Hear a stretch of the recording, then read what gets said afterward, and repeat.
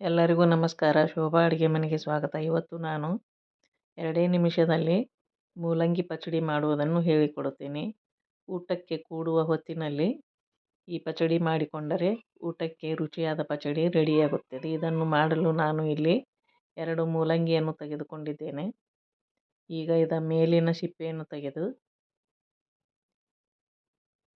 ಈ ರೀತಿ ಮೇಲಿನ ಸಿಪ್ಪೆಯನ್ನು ತೆಗೆದಿಟ್ಟುಕೊಳ್ಳಬೇಕು. ಈ ರೀತಿ ತೆಗೆದಿಟ್ಟುಕೊಂಡ ನಂತರ ಸ್ವಲ್ಪ ದಪ್ಪ ಕಣ್ಣಿರುವ ಹೆರ್ಚು ಮನೆಯಿಂದ ಈ ರೀತಿಯಾಗಿ ಹೆರ್ಚಿಕೊಳ್ಳಬೇಕು.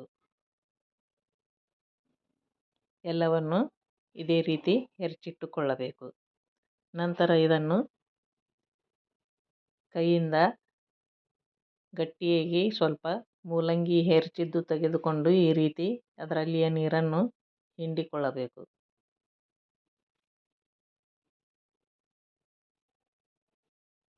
ಎಲ್ಲವನ್ನು ಇದೇ ರೀತಿ ಹಿಂಡಿ ತೆಗೆಯಬೇಕು. ಹಿಂಡಿ ತೆಗೆದ ನಂತರ ಇದಕ್ಕೆ ಹೆಚ್ಚಿದ ಈರುಳ್ಳಿ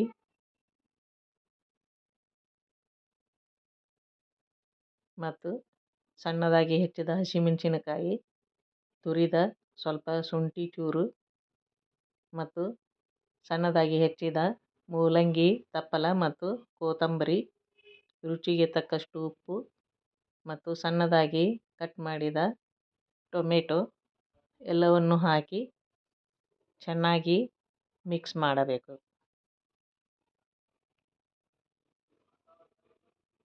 ಈ ರೀತಿ ಮಿಕ್ಸ್ ಮಾಡಿದರೆ 2 ನಿಮಿಷದಲ್ಲಿ ರುಚಿಯಾದ ಮೂಲಂಗಿ ಪಚಡಿ ರೆಡಿಯಾಯಿತು.